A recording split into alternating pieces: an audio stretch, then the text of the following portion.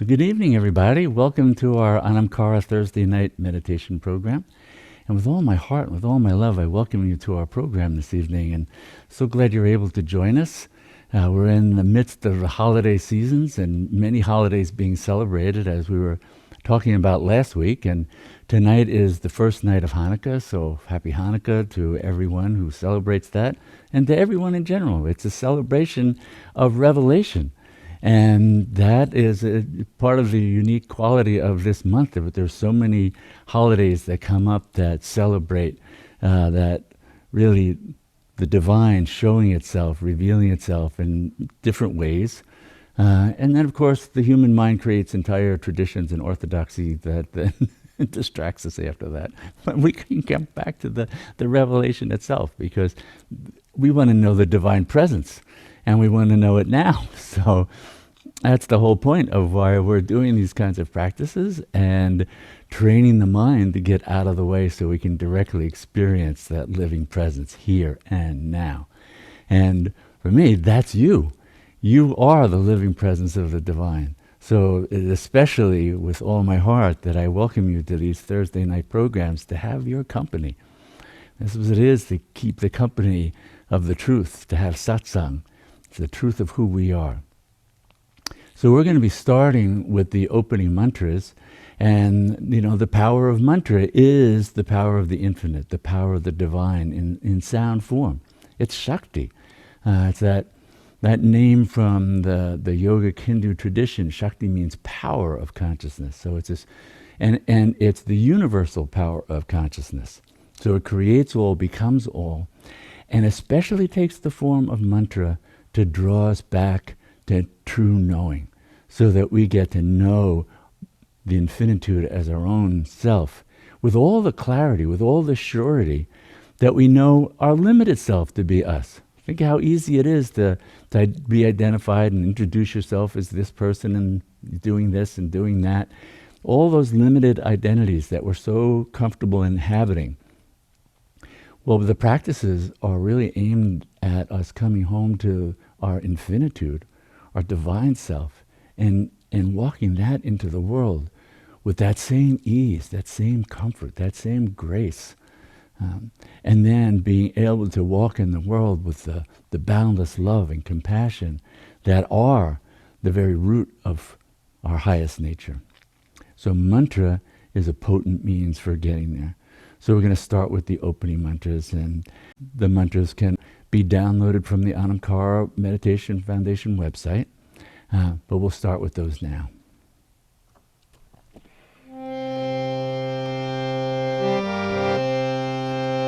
Shri Mata Kali Mahadevi Ki Jai, Gajananam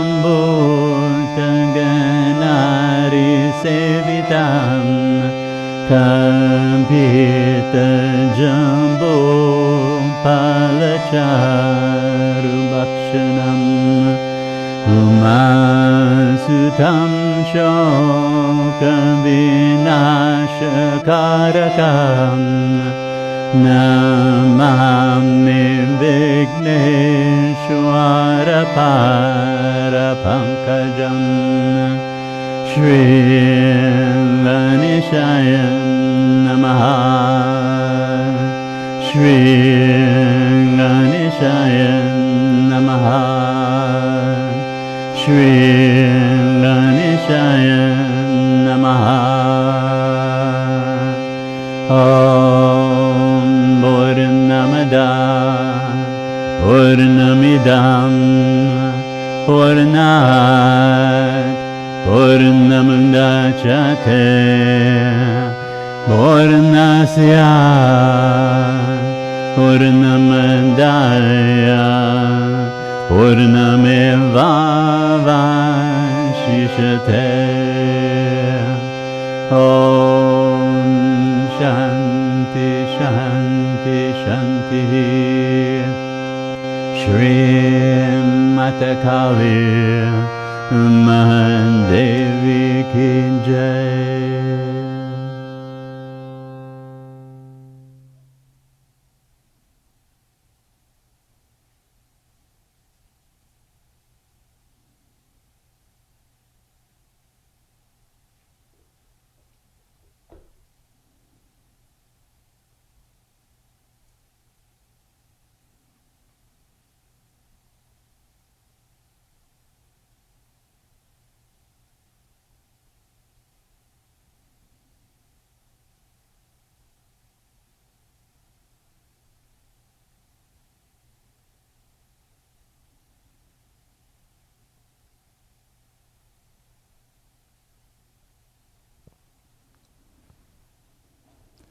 So once again, with all my heart, with all my love, I welcome you to our program tonight. That stillness, that silence, that's the fruit of practice. Be able to enter that and then have even the mind itself dissolve into that stillness. So we can come home to the bare awareness, the pure awareness of simply I am. The simple awareness of being, proclaimed in so many different scriptures and so many traditions. I am that. I am that I am. That quality of just knowing, being, pure awareness. Not awareness identified with any doing. That's the ordinary mind. It's the doer, at least that's what it thinks. And just coming home to the freedom, the spaciousness of just simply being I am in that awareness. So this week is a week where we do some reading and contemplation. And especially at this time, so many different forms of revelation and so many different forms of the divine that are honored by our sacred traditions, that we can look around and see that there are extraordinary ones. And again, often going back into history, but what the mystics have found across traditions is we enter that space of just simply being, enter that state of real unity consciousness, then many of these living forms arise again, here and now. We have the experience of them. So it's not that revelation can happen once and happen thousands of years ago. Each moment that's available and accessible. And that revelation can take so many different forms, and especially one of the things that has really attracted me and caught my attention about the Eastern traditions, and especially spending time in India and living there and doing practices, is the multitude of forms that the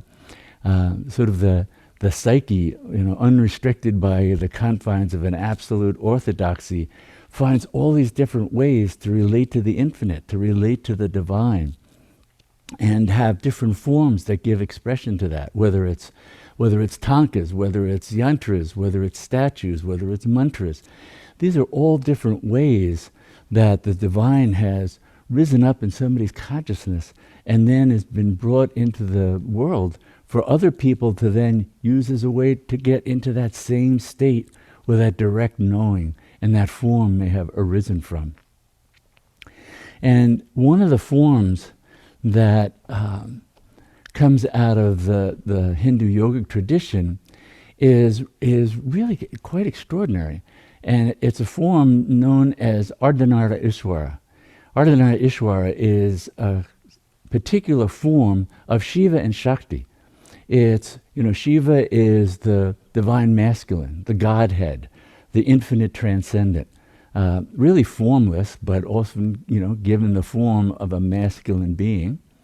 And so many different depictions of Shiva. And his other half is Shakti, the divine feminine, also known as Parvati, as Uma, as Mahakali. And though these are often depicted separately, this unique form of Ardhanarishwara is the combination of Shiva and Shakti. And so in a sense, it's the mystic's way of trying to capture that, the essence of the infinite is this combination of the divine and the feminine and the divine masculine and all that transcends it, that's beyond form. But coming into form, we see them both united. And in fact, this statue over here is a statue of Ardhanarishwara. And in that form, what we'll notice is the right half of the body is Shiva, and a classic form of the masculine-looking Shiva, and a trident with the damaru, the drum that symbolizes the constant beat of time passing by. And on the left side of that statue is Shakti, Kali, Parvati, the divine feminine. And there she is in her sari and wrapped with snakes. So Shiva, because the snake is a symbol of that highest power of consciousness, often associated with the divine feminine.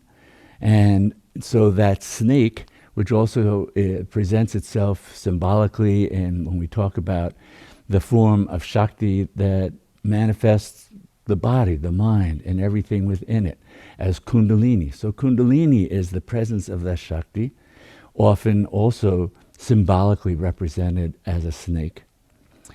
And so this extraordinary statue image is a way to help our mind go, oh, it's both. It's not an either or, it's both. And all that's beyond. All that's beyond. The form is just, it takes form in a sense to give our ordinary mind a way to relate, a way to sort of come into that presence, until we can go so far in that all forms disappear, including the form of the mind. Well, one of the great poet saints of India from Maharashtra, and that's a state in India where my teacher, Muktananda Swami, had his ashram and did his sadhana with his guru, Bhagavan Nityanand. And there is where this great poet saint Siddha, who was enlightened at an early age, and his name is Jnaneshwar. And I've spoken about Jnaneshwar in the past because he wrote this extraordinary commentary in Marathi and the kind of the common language of the people, rather than the language of the pundits and the priests, which was Sanskrit. So he wrote Jnaneshwar.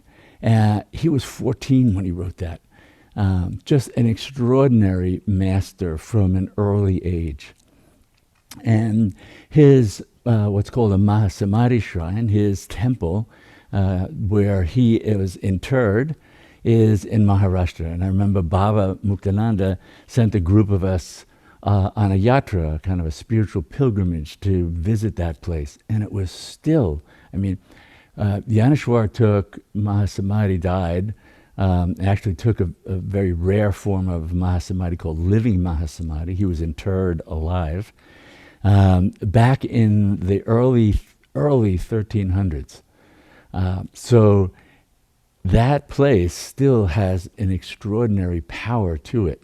And I remember Muktananda Swami saying one time, it was the only place, one of the only places, and there was one other place where the Shiva Sutras were revealed. It was one of the only places where he felt that such a palpable throb of the energy, of the Shakti, of this magnificent being who stayed in a form to keep serving humanity and has been in that form interred since the early 14th century. Well, Jnaneshwar also wrote an extraordinary poem, kind of text, on Shiva and Shakti, and it's called Amritanubhav. And it means the nectar of that divine awareness, that nectar of unity consciousness. And so that self-awareness, that awareness of simply being all that is. And it's a text about Shiva and Shakti and their absolute unbreakable union. So you can take this as kind of a guided meditation as I read this, and think of that combination of the masculine, the feminine, the divine mother, and the divine father, in that sublime unity available to us all, and especially so through the words of the great Siddha poet saint Jnaneshwar Maharaj. So this is Amritanubhav. This will be the beginning of it, the nectar of self-awareness. It starts with this invocation. I take refuge in the God who is known as the glorious Nivritanat, the one indescribable bliss who is unborn, immortal, and ever unchanged. I honor the divine wisdom in the form of the Guru, who, overflowing with compassion, showers his blessings on all, and whose command points the way to victory. Though one, he appears as Shiva and Shakti, Whether is it Shiva joined to Shakti or Shakti joined to Shiva? No one can tell. I bow to these parents of the worlds who, by revealing to each other their oneness, enable me to also know it. I make obeisance to Shambho, that perfect Lord who is the cause of the beginning, preservation, and the end of the world, the cause of the manifestation of the beginning, the middle, and the end of the world, and the dissolution of the three as well. I offer obeisance to the God and Goddess, the limitless, primal parents of the universe. The lover, out of boundless love, has become the beloved. Both are made of the same substance and share the same food. Out of love for each other, they merge, and again they separate for the pleasure of being two. They are not entirely the same, nor are they not the same. We cannot say what they really are. See, their one great desire is to enjoy themselves, yet they never allow their unity to be disturbed, not even as a joke. They are so averse to separation that even their child, the universe, does not disturb their union. Though they perceive the universe of inanimate and animate creation emanating from themselves, they do not recognize a third. They sit together on the same ground, wearing the same garment of light. From time past remembrance, they have lived thus, united in bliss. Difference itself merged in their sweet union when, seeing their intimacy, it could find no duality to enjoy. Because of God, the goddess exists, and without her, he is not. They exist only because of each other. How sweet is their union. The whole world is too small to contain them, yet they live happily in the smallest particle. They regard each other as their own self, and neither creates so much as a blade of grass without the other. These two are the only ones who dwell in this home called the universe. When the master of the house sleeps, the mistress stays awake and performs the functions of both. When he awakes, the whole house disappears and nothing is left. They become two for the purpose of diversity, and both are seeking each other for the purpose of becoming one. Each is an object to the other, and both are subjects to the other. Only when together do they enjoy happiness. It is Shiva alone who lives in all forms. He is both the male and the female. It is because of the union of these two halves the whole universe exists. Two lutes, one note. Two flowers, one fragrance. Two lamps, one light. Two lips, one word. Two eyes, one sight. These two, one universe. Though manifesting duality, these two, the eternal pair, are eating from the same dish. The Shakti, endowed with chastity and fidelity, cannot live without her Lord, and without her, the doer of all cannot be. Since he appears because of her, and she exists because of her Lord, the two cannot be distinguished at all.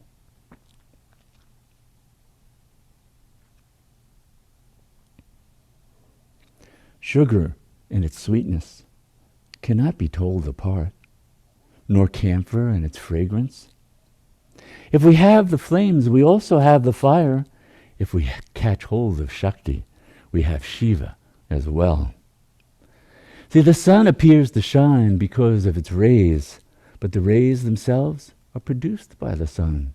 In fact, that glorious sun and its shining, they're the same. To have a reflection, one must have an object. To see a reflection, then we infer that an object exists. Likewise, the supreme reality, which is one, appears as two. Through her, the absolute void became the primal person, and she derived her existence from her Lord. Shiva formed his beloved himself, and without her presence, no person exists. Because of her form, God is seen in the world, yet it is he who created her form himself. Embarrassed by her formless husband and her own graceful form, she adorned him with a universe of myriad names and forms.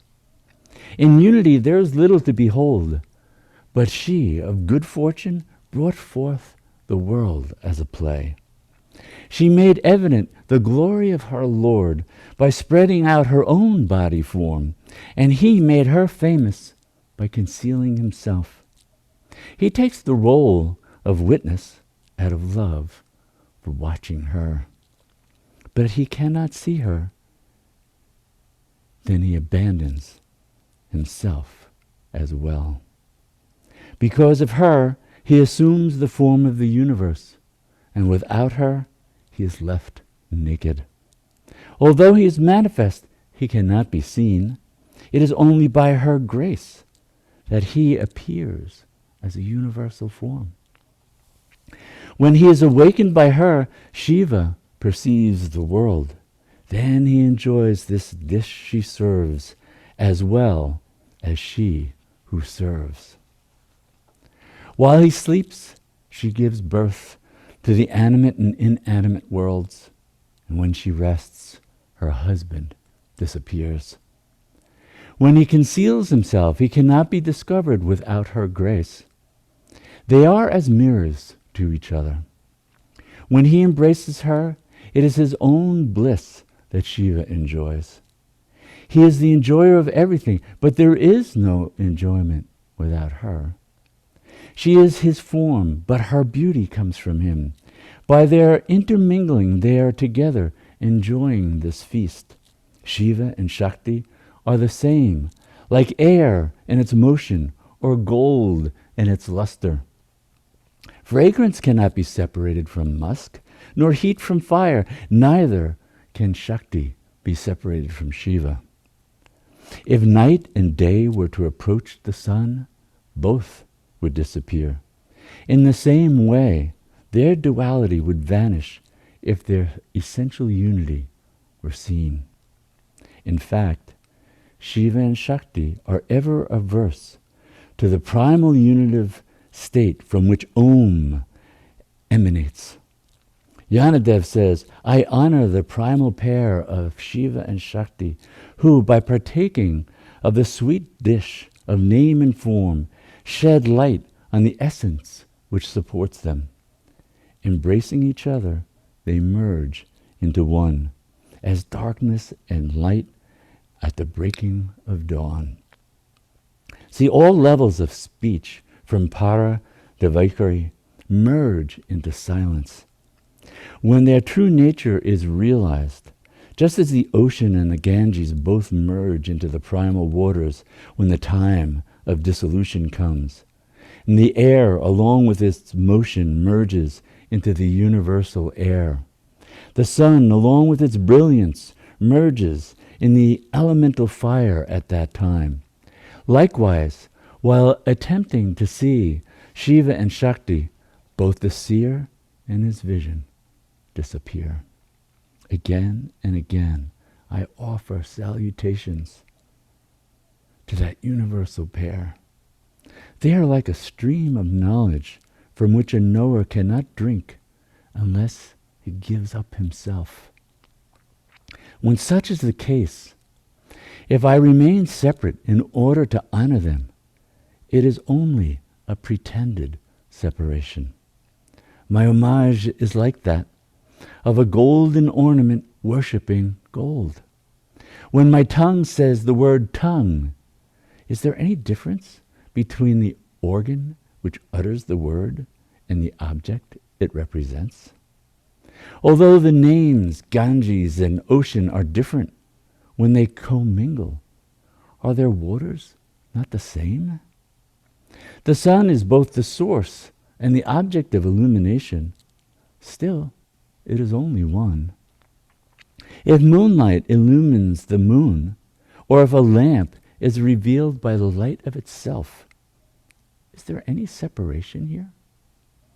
When the luster of a pearl plays upon itself, it only enhances itself. Is the sound of Om divided into three simply because it contains three letters? Or is the letter N divided into three because of the three lines by which it is formed? So long as unity is undisturbed and a graceful pleasure is thereby derived, why should not the water find delight in the floral fragrance of its rippled surface? It is in this manner I bow to the inseparable Shiva and Shakti. A reflected image merges with its object when the mirror is taken away. When the air is still, the ripples vanish. Man comes to himself when he wakes from sleep.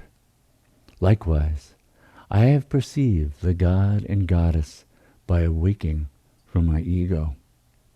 See, when salt dissolves, it becomes one with the ocean. When my ego dissolved, I became one with Shiva and Shakti.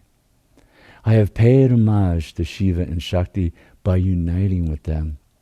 Just as the inner space of the plant and tree is united with the space outside when its outer covering is removed.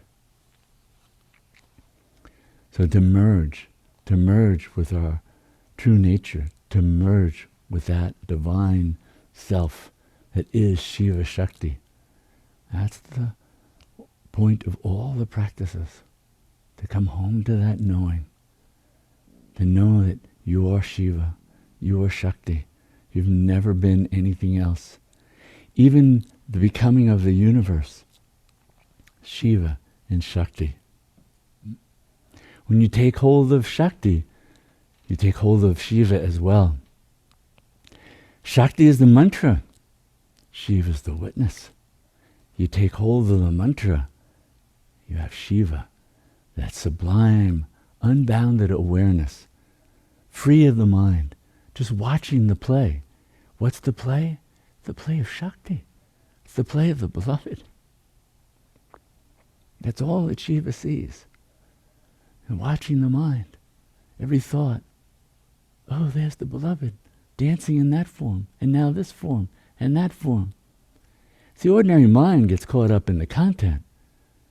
The divine sees all the play of that sublime energy.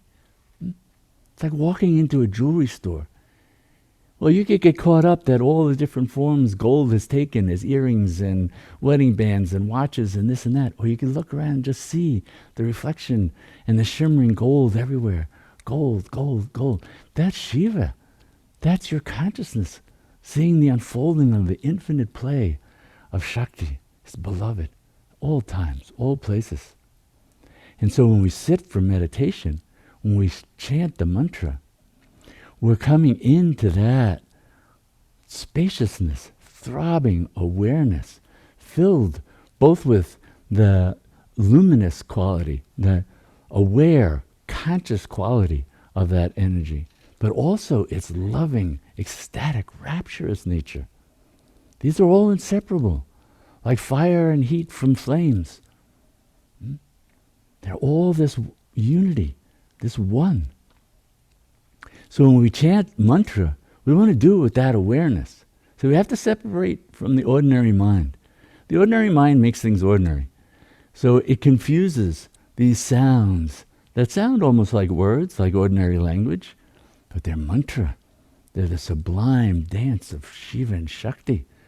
They're the throb of the beloved, the infinite, calling us home, inviting us into that embrace. Om Namah Shivaya, Om Namah Shivaya, Om Kali Ma, Om Kali Ma. Kali Durga, Namo Namah, Kali Durga, Namo Namah. So the mantras are the invocation of our own sublime nature. They're the invocation of who you truly are, that you have always been. That your consciousness now can be fully unfolded and watch that play, the dance of thoughts, feelings, emotions, sensations, the illusion of an inside and an outside, all created by the beloved for her spouse to delight, to see that dance and embrace it with love every moment. So now we're going to be chanting. We're going to be chanting the mantras of both Shiva and Shakti. So we'll be chanting the mantras of Om Namah Shivaya, Shivaya Nama Om, and Om Kali Ma, Kali Durga Namo Namaha. And so we'll be chanting, invoking this exquisite, unbreakable union of the beloved and a lover, of our own self and who we are. Your body is pure Shakti. Everything about it is pure Shakti. Yeah? Your mind is pure Shakti. Everything about it is pure Shakti. Your thoughts are pure Shakti. We have to see past their forms and see their essence. This living energy, this spanda, this throb coming into the revelation moment by moment. This is why we celebrate revelation. Every moment's a revelation. Every moment's a meditation. When we have that awareness, when we see, there and there and there, all of it, not just what's likable and what's ignored that's not likable, all of it. They delight in all of it, all of it. That's your nature. Embraces everything, nothing left out, nothing, no one, all in that divine embrace. So we'll chant now, and we'll chant for a few minutes, and then just sit in the stillness. If the mind moves, just watch it as Shakti. Let it dance as the mantra. Give it the mantra. So the mind, if it loves movement, let it move as Om Namah Shivaya. Let it move as Om Kali Ma. And when it ceases movement, when you're just in that spaciousness of stillness and being, then just delight in that as well. So now we'll chant.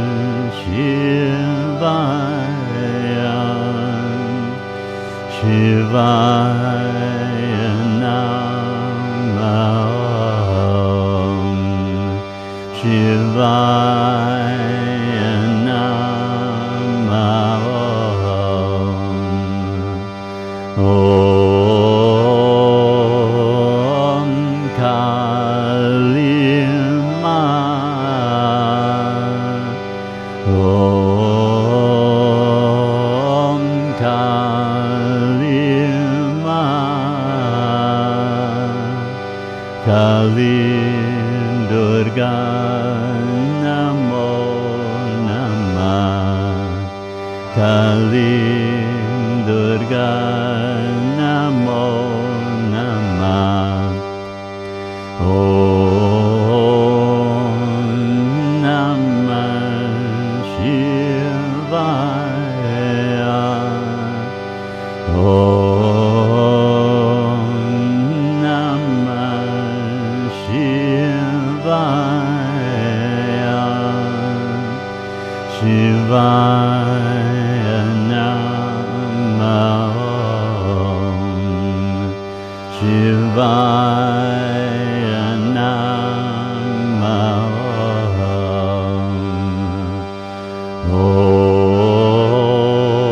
Om Kalima.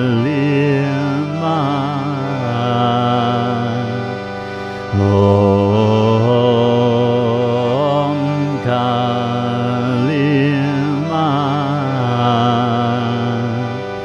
Kalim Durga Namo Namah. Kalim Durga Namo Namah. Om Namah Shivaya. Om Namah Shivaya. Shivaya Namah. Shivaya Namah.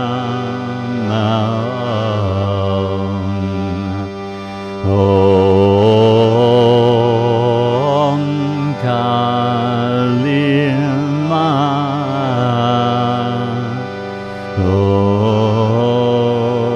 Om Kalima.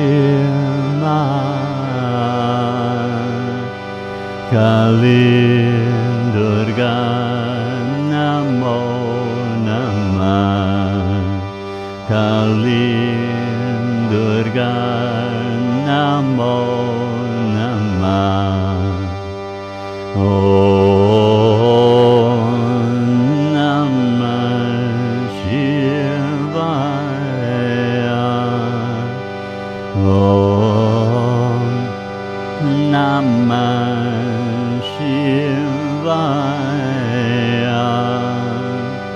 Shivaya Namah.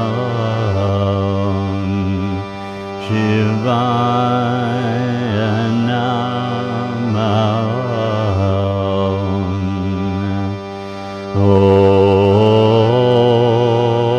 Om Kalima.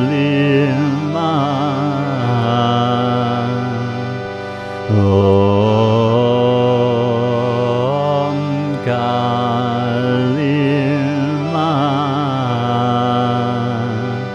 Kalim Durga Namo Namah. Kalim Durga Namo Namah. Om Namah Shivaya.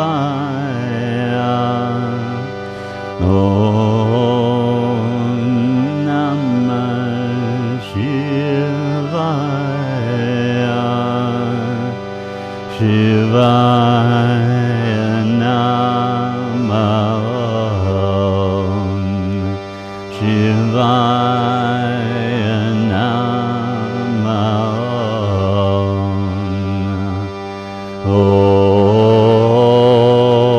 Om Kalima. Om Kalima. Kalim Durga Namo Namah. Kalim Durga Namo Namah. Om Namah Shivaya.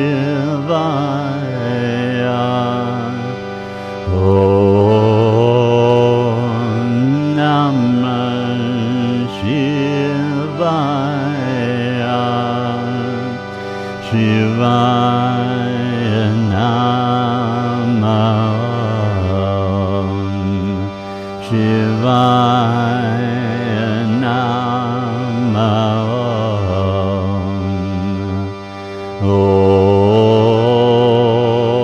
Om Kali Ma.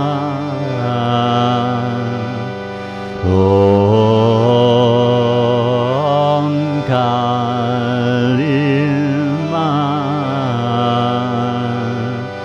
Kali Durga Namo Namah. Kali Durga Namo Namah. Om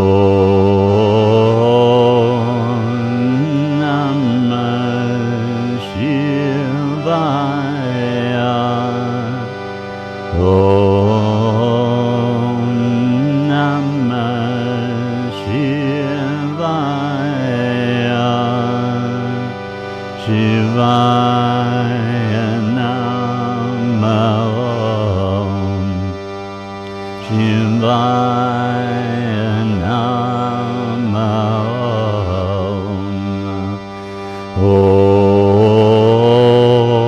Om Kali Ma.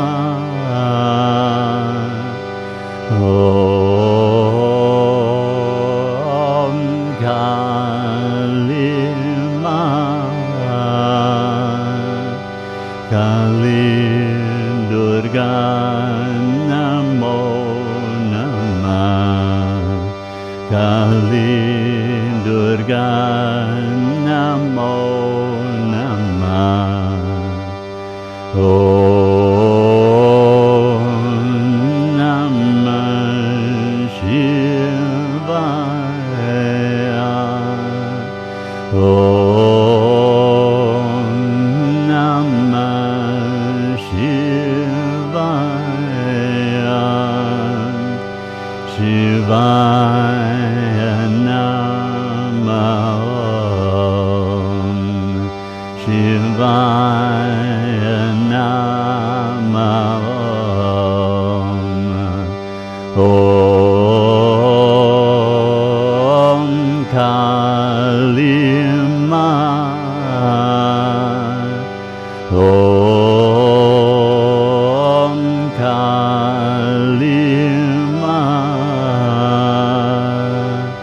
Kali Durga Namo Namah.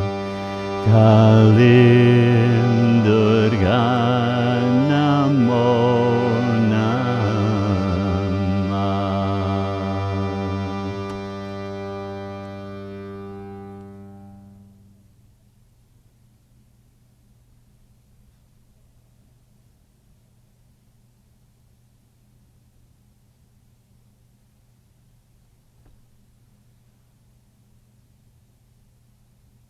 all that appears, all that disappears,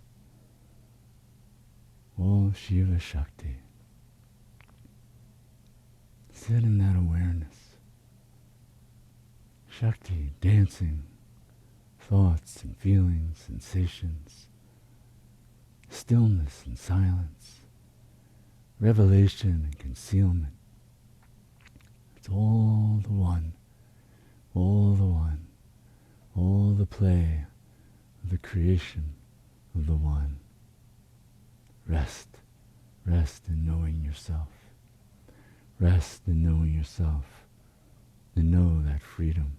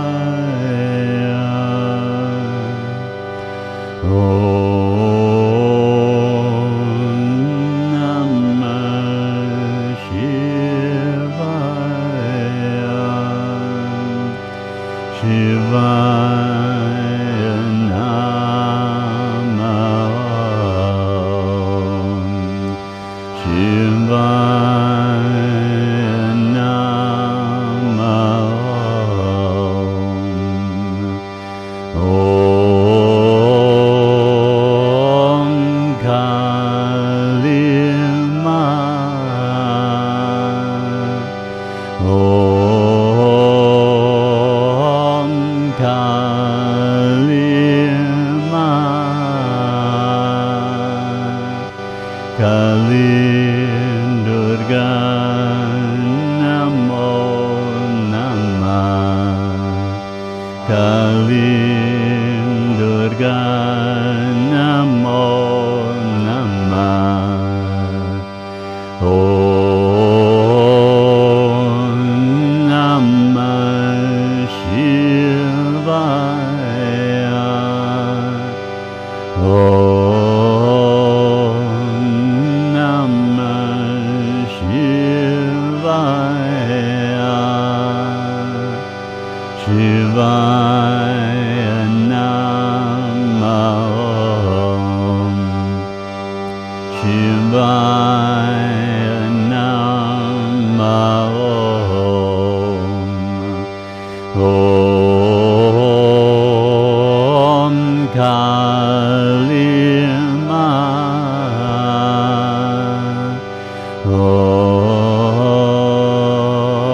Om Kali Ma.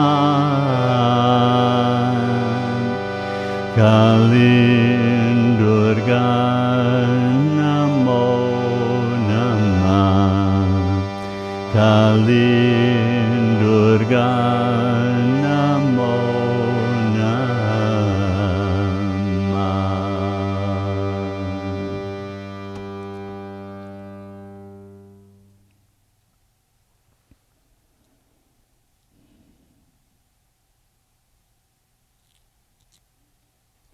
So we end with this prayer. And may all our practices truly benefit everyone. And may all beings know complete freedom from suffering. Namaste.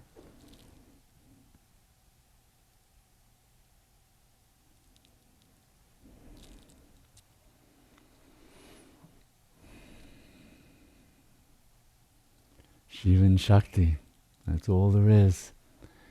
Shiva delighting in Shakti, Shakti delighting in Shiva, Shiva delighting in Shakti, Shakti delighting in Shiva. That's why my Kali in Kali's Bazaar said, the one you love, the one you miss, the world's a mirror for you to kiss. That's all there is. The unfolding of the divine, the unfolding of the infinite, the one, your own self. So all the practices are about coming home to that, so that the living revelation of that, moment by moment, revelation is happening in every moment. That's why we have to be present in the moment. The mind is spending so much time in the past, so much time in the future, and in this moment, fully in this moment, there's revelation. Now's revelation. And now again, ever new, always unfolding, springing into being, the infinite boundless creativity, the joy, the love, the ecstasy, moment by moment. Step away from the mind, that's all there is. It's this unfolding of the divine, our own self. So keep coming home to that. Keep making use of the practices to come home to that, to see that, so that then the mind can begin to have a glimpse of the infinite in each moment, so that we can then bring that compassion, that love, that embrace of the divine into each moment, into our encounters with everyday life. So that's what we're given. It's a gift. This is a month of giving and receiving. So we want to receive what the divine has to give. It's that clarity of vision, that openness of heart, that boundlessness of joy. So our evening has come to a close, and I want to thank you all for coming and for being living embodiments of the divine, walking that into the world in every way that you do and every day that you do it, by doing your practices, by being present in so many ways with love, with care for others. This is how we bring our life into being in accord with our own sublime nature, moment by moment. So thank you for being you. With all my heart, with all my love. And thank you for coming tonight, bringing your divine presence, your commitment to the practices and the power of that to this evening. I also thank you for the many ways you support Anam Cara through your gifts, through sharing and the things that we offer. This way we can try and give it to as many people as possible. So thank you all for that. And so we're going to close for this evening. I look forward to seeing you next week. So have a great week.